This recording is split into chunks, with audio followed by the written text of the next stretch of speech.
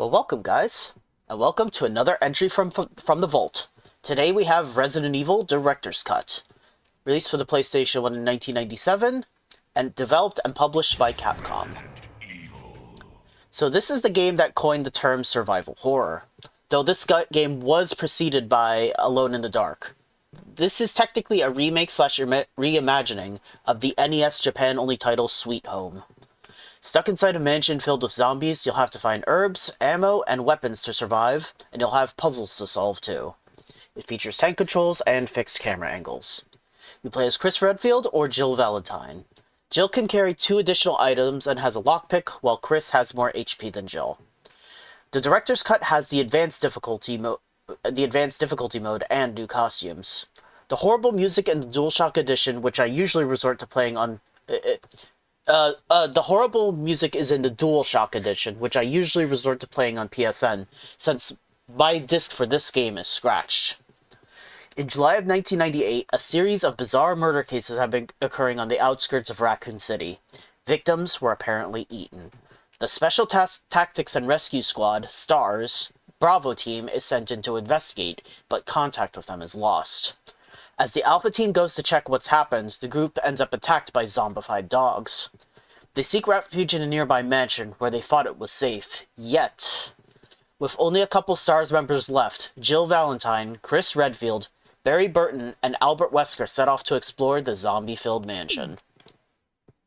So yeah, I don't really resort to playing this version of the game, even though it's probably the better version, even though it's not the DualShock version.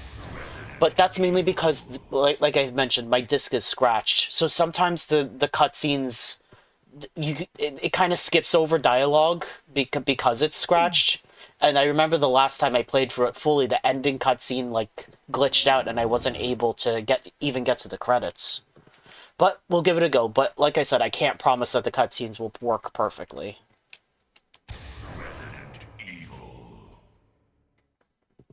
Alright, so I'll play on advanced so that we get the new camera angles, and we'll play as Jill Valentine. But yeah, the Director's Cut version of Resident Evil 1 was released because Resident Evil 2 was delayed, because the whole Resident Evil 1.5 debacle, where they had to basically redo everything from scratch. And this game even came with a demo disc for 2. Alpha Team is flying around the forest zone situated in northwest Raccoon City, where we're searching for the helicopter of our compatriots Bravo Team, who disappeared during the middle of our mission. Found it? No, I haven't found it yet. Bizarre murder cases have recently occurred in Raccoon City. There are outlandish reports of families being attacked by a group of about 10 people. Victims were apparently eaten. Bravo Team went to the hideout of the group and disappeared. Look, Chris!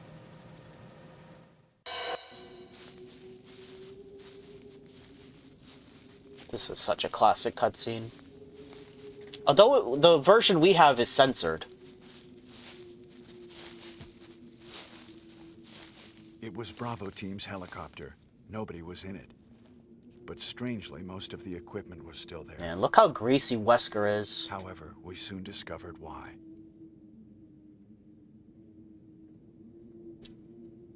Everyone looks really greasy, but Wesker and Chris in particular.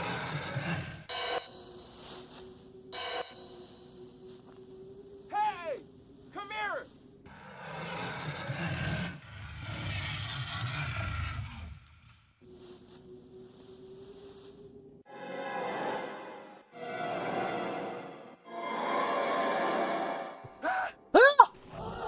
Great acting there from Joseph's actor. So yeah, it doesn't actually show the severed hand there. Joseph! Or Joseph getting mauled to pieces by dogs.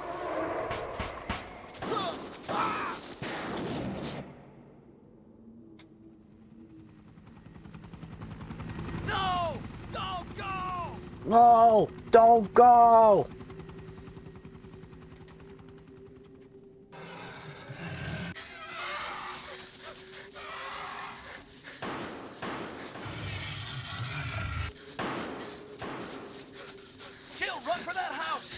I always love seeing these actors at their finest.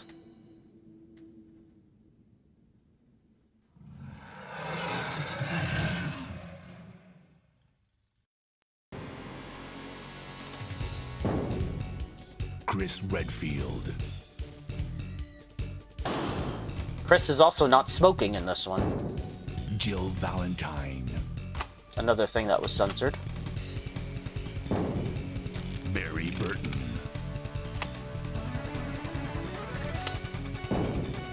Rebecca Chambers. Albert Wesker. Also known as Iceman from Top Gun. Resident Evil. Resident Evil. Again, I apologize if there's any skipping in, like, the dialogue. Because my disc isn't perfect.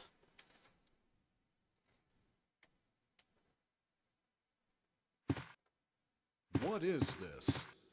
Wow. What a mansion. What a mansion!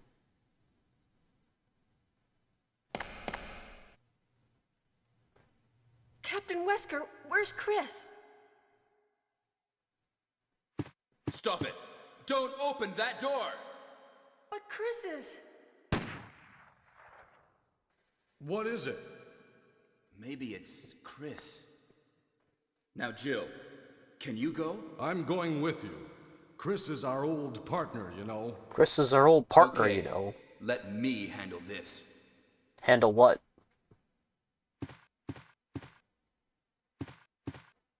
Stay alert. Stay alert! I did try and clean up my disc as best as possible before doing this recording session, but I don't know if it did any good. A dining room. Dining room. Well, so far so good at least.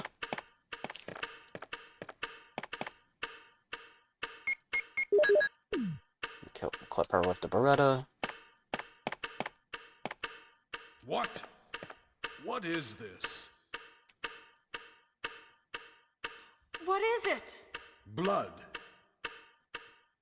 Jill, see if you can find any other clues. I'll be examining this. Hope this is not Chris's blood. Now notice that because we're playing on the advanced difficulty, not only item placement has been changed around. This was a new mode that was added to Director's Cut. Items placements have been changed around, and there are new camera angles in several of the rooms as well, which is pretty impressive.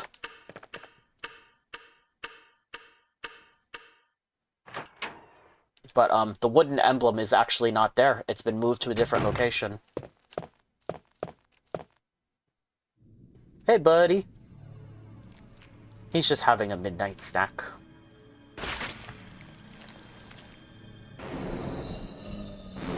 Snack of our old pal, STARS member Kenneth, that is.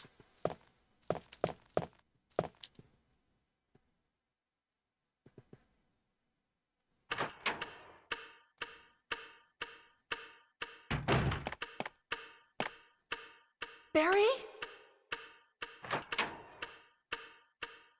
What is it? Watch out! It's a monster! Let me take care of this. Rip.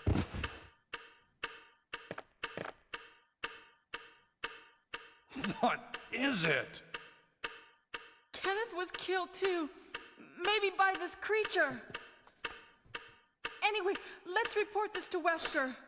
Another thing that was censored, you don't see Kenneth's head falling down in that cutscene. It's because it's censored. In the original, you actually see his head, like, falling off and hitting the ground. And alternatively, if you don't want to go out into that hallway, you can try to leave here a couple times, and Barry will, like, comment on it, and the zombie will break in, and he'll still end up killing it. But if you do that, then Kenneth's body won't have any ammo on it when you go to examine it later. For some reason.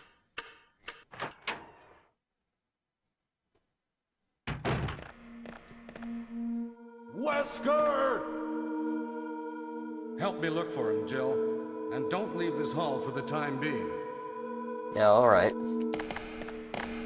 Time to thoroughly explore the main hall. And it's explored. Find anything, Jill? Nothing. What is this all about? I can't figure it out at all. Beats me, too. Now it's Wesker's time to disappear. I don't know what's going on. Well, it can't be helped. Let's search for him separately. I'll check the dining room again. Okay, I'll try the door on the opposite side. This mansion is gigantic. We could get into trouble if we get lost. We should start from the first floor, okay? And Jill, here's a lockpick. It might be handy if you, the master of unlocking, take it with you. Yes, the master of unlocking. That's us. Thanks. Maybe I'll need it.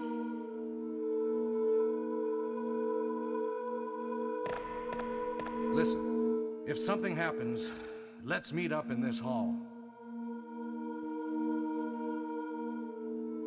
This time I'll be there. This time I'll be there.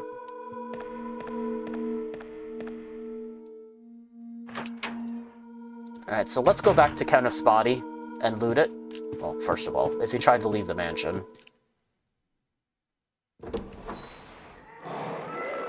A Cerberus pops up and... if Wesker was quite right in saying don't try to leave the mansion. It's not safe. But yeah, let's go loot Kenneth's body. But yeah, this game is infamous for its terrible voice acting. It kind of loops on itself where it's so bad that it kind of goes back around on itself and it's actually good. But yeah, this version of the game still has the original music from the vanilla version of... Oh, he's become a mere shadow of his former self. Yeah, that's a normal thing to say about a dead team member, Jill. But what was I saying? Oh yeah, the music. It's the same as it was in the original Resident Evil. Nothing has been changed music-wise. It wasn't until the DualShock edition, which I usually end up playing on PSN, because rather notoriously, they got someone new to do the music. I don't specifically for the DualShock edition. I don't know why, and it's well known now that he actually pretended to be deaf, or like mostly deaf. I don't know. It was a really weird situation. And the music for the director's cut version, the DualShock version, is pretty much just worse for the most part. There are a couple songs that are good. Carving of armor. Okay. So let's just go the normal route then. But most notoriously is like the basement, which sounds like a bunch of farts, farting trumpets, which isn't good. I'm not going to waste time getting the map because I don't need it. Now, because we're Jill, we have the lockpick, which opens several doors. The only door... if we were playing as Chris, we would need to get the sword key first. Alright, so this hallway is going to get invaded by Cerberus.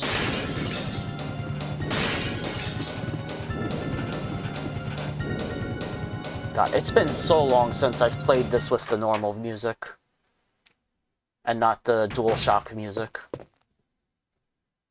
Alright, so we can try to kill them real quick to try and make this hallway safe.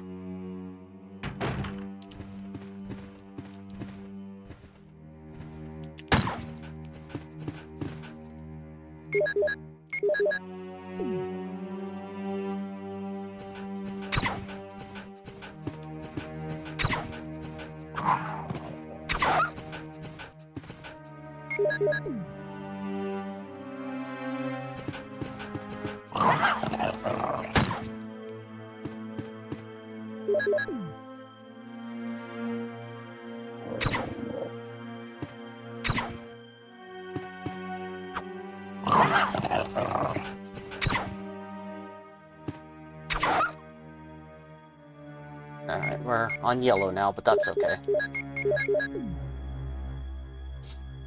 So yeah, in comparison to Chris, Jill does have less HP, but being able to carry those 2 extra items makes such a big difference. it means so many less trips to the item box. She also gets a grenade launcher. She gets Barry to help her out. There are so many different Barry cutscenes. Well, there's like 4 or 5 different Barry cutscenes that you can get. You can only ever get 2 in like a playthrough, depending on where you go first.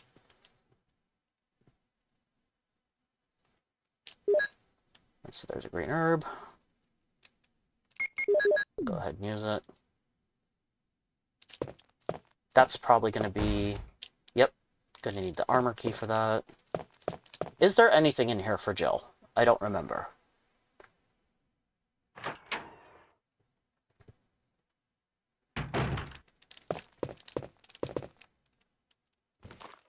Oh, hey, buddy. Ah, yes, a clip for my handgun. Definitely not a handgun magazine. That totally won't annoy gun enthusiasts.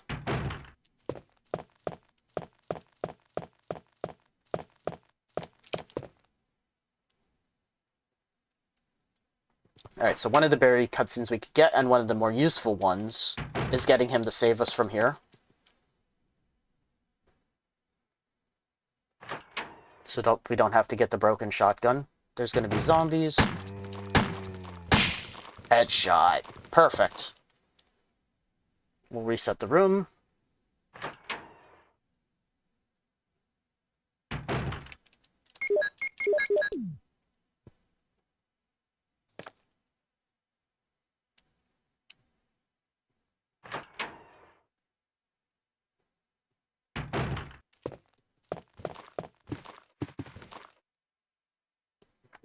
I'll go ahead and take this shotgun.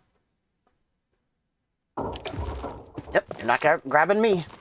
Later, boys.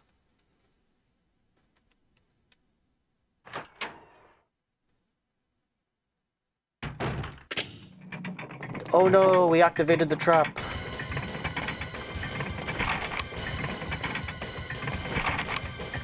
So now we wait.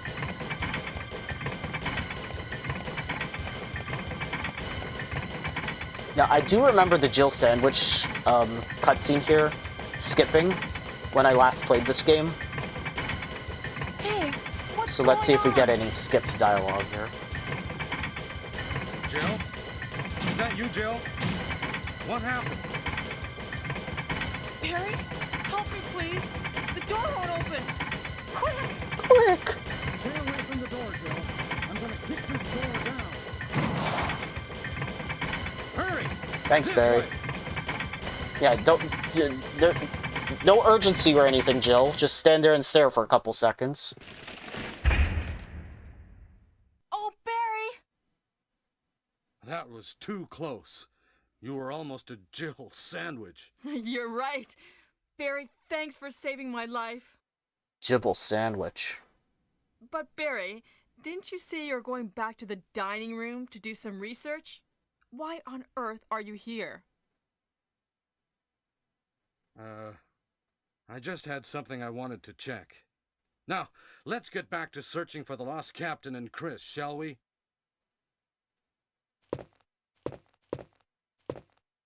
Thank you, Barry. Yeah. Yeah. Okay, well, it seems to be working for the most part. Better than I thought it would.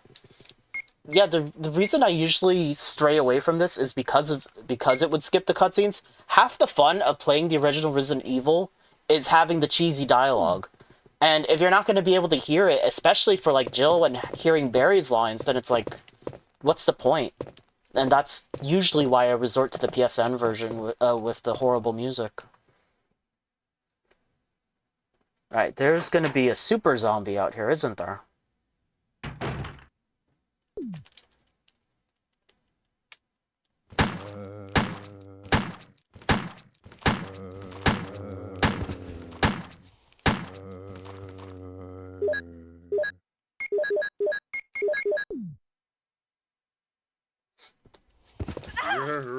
Ah, you jerk.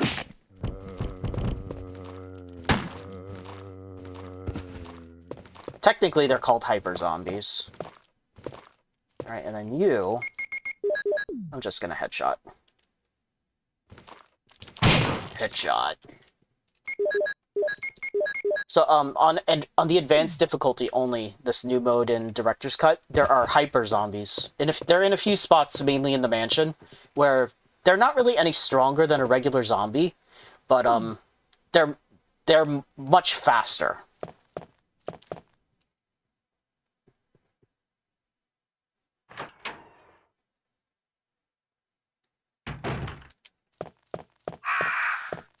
All right, this is the end of life puzzle.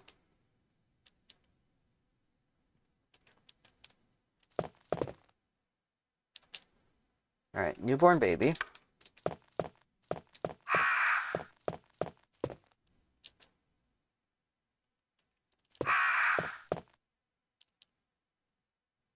All right, infant.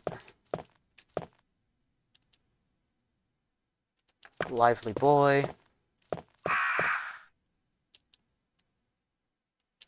Young man.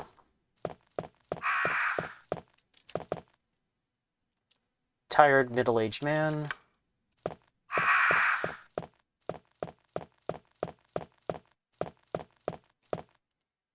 A bold-looking old man. Not a bald-looking old man. And that should be the end of life. Yep.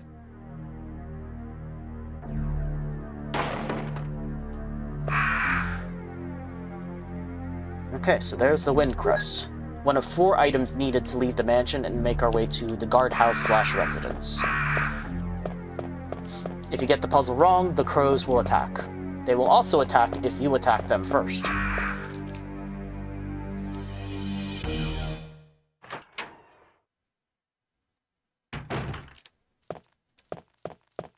Alright, there's going to be more zombies waiting in here.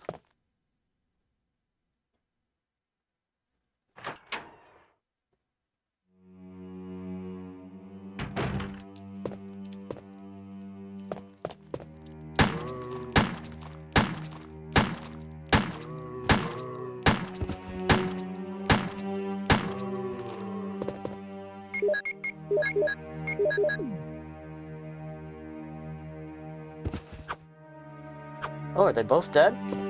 No, you're pretending to be dead. Now, I think in the vanilla version of Resident Evil, I don't think you could get headshots.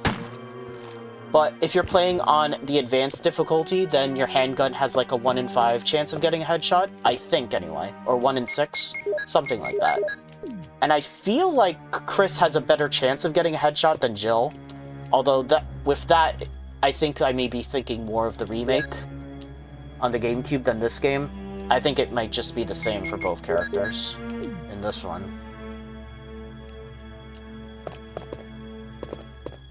Alright, so here's our first safe room.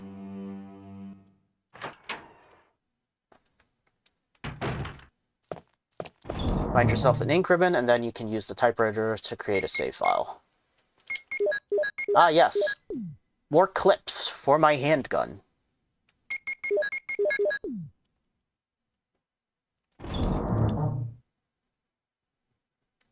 Alright, so we can stow away the knife. Can put away the first aid spray for now. Can put this thing away.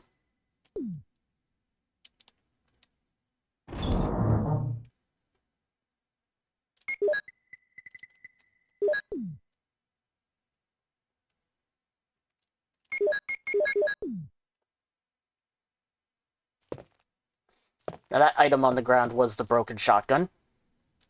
If we didn't get the Barry cutscene of him helping us out of that trap, we would need to use that to replace the shotgun that we took. And Chris has no choice. If he wants the shotgun, he has to get the broken shotgun first.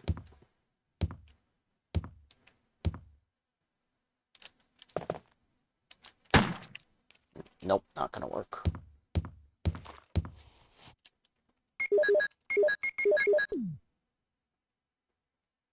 Alright, so let's headshot this one with the shotgun.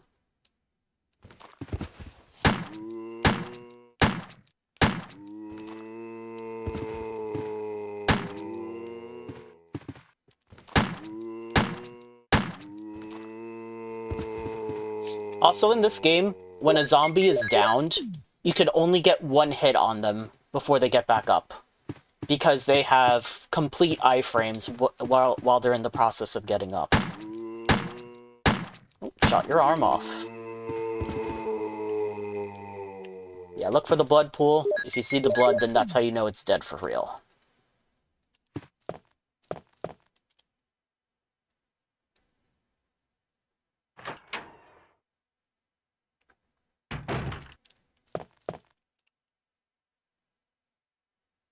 Okay, another green herb.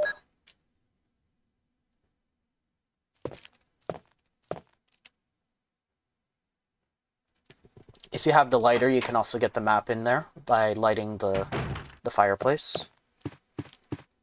That door right there is going to be locked. We need the armor key for it.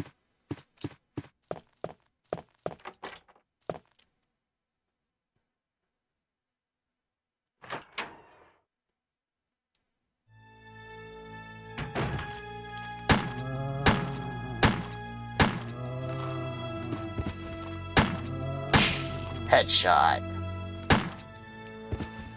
They both dead? Nice. I don't think there's anything particularly interesting in the library here. We can unlock the door, but I don't think you can go back through it anyway, because I think it's missing a door handle. Let me check it out real quick. There's just a file in here that talks about the herb system, which I don't need to read.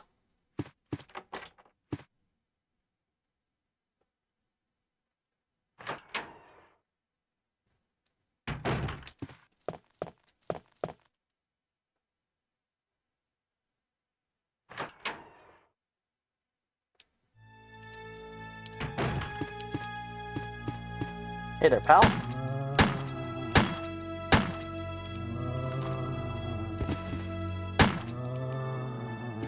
You're dead, sir.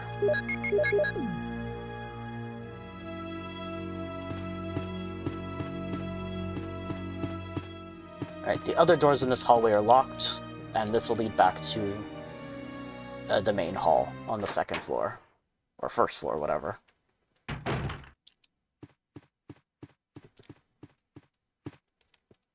Now, to get Barry to appear, don't I have to leave this, enter this room, and then go back out? I think I might.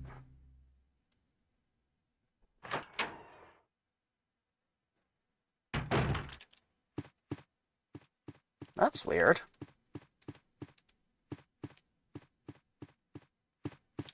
Usually there's a cutscene here.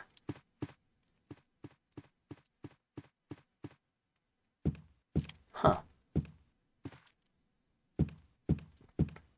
If you don't get the other Barry cutscenes and then come out here, he usually shows up here to give you some acid rounds for the grenade launcher.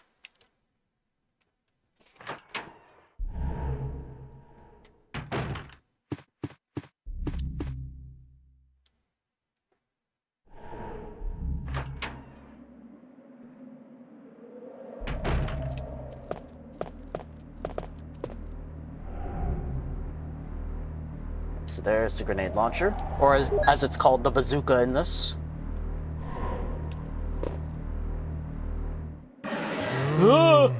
Scary. Alright, so Forrest has unfortunately become one of the living dead. Headshot. Sorry, Forrest, old pal. It looks like he was killed by a crow or something. Oh my god. Alright, and then there's the mansion key, which is actually the armor key, which opens up a good chunk of the mansion.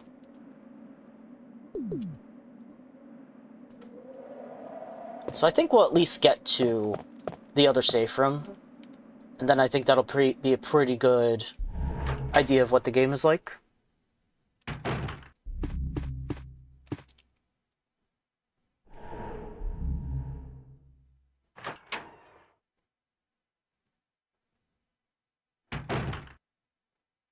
Barry! There you are, Barry. Jill, what's going on? Any clues? No, but something's wrong with this house. Really? Whoa. Whoa. This hall is dangerous. Maybe it's better to secure our escape route first. There must be a back door somewhere. Let's try to find it first, shall we? Okay, let's separate again. Just a moment. I found something. What is it? It's a weapon. It's really powerful, especially against living things. It's really powerful. Better take it with you. Especially against living But things. How about you, Barry? I have this. I have this. Thank you. I'll take this then. Fun fact, if your inventory is full when you get this cutscene, you miss the item.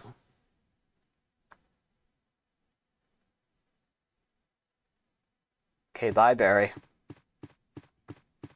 But yeah, going back to like the whole headshot thing, I think that was only introduced in the director's cut, and I think it's only on advanced mode. I think if you're playing on beginner or the regular game, the headshot thing isn't even a thing unless you're using the shotgun. I could be wrong though, but I'm pretty sure that's correct.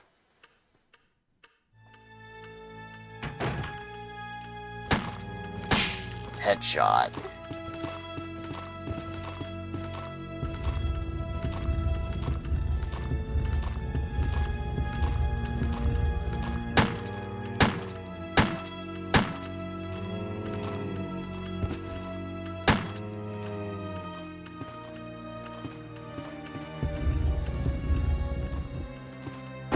Now, normally that statue would be holding the blue gem for the tiger statue, but on advanced difficulty, it's holding one of the emblems instead.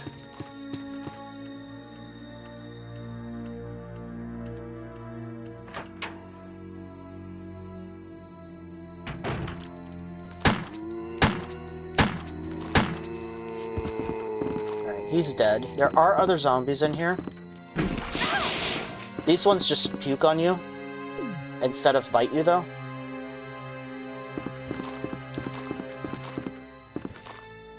This one can just run by.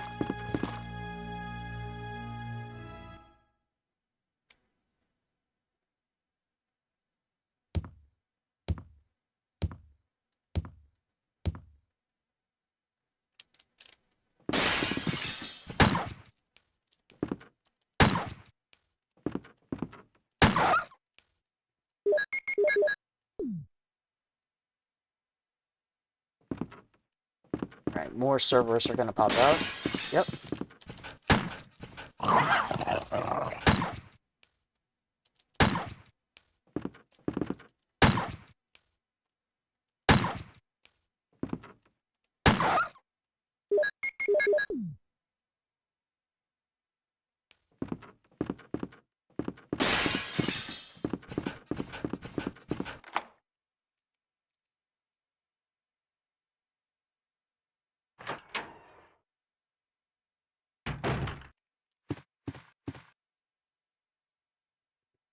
So in here is more handgun ammo.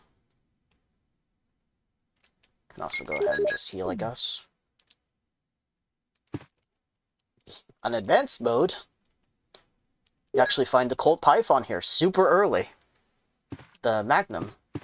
Jill has a lockpick, so she can just open this up.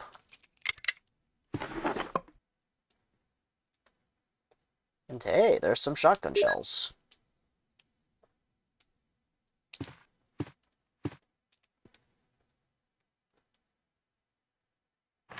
Yeah, I think it's a different enough experience for playing both regular Resident Evil 1 Director's Cut and the Director's Cut, since Director's Cut moves things around.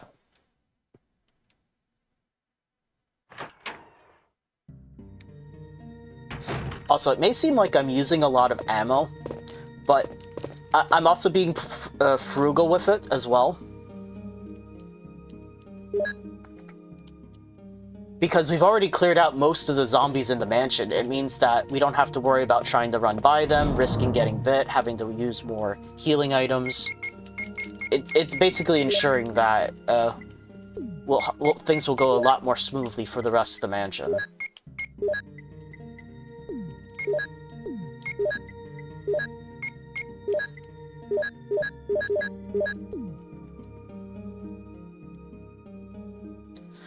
Okay, so I think that this will be a pretty good showcase of the game.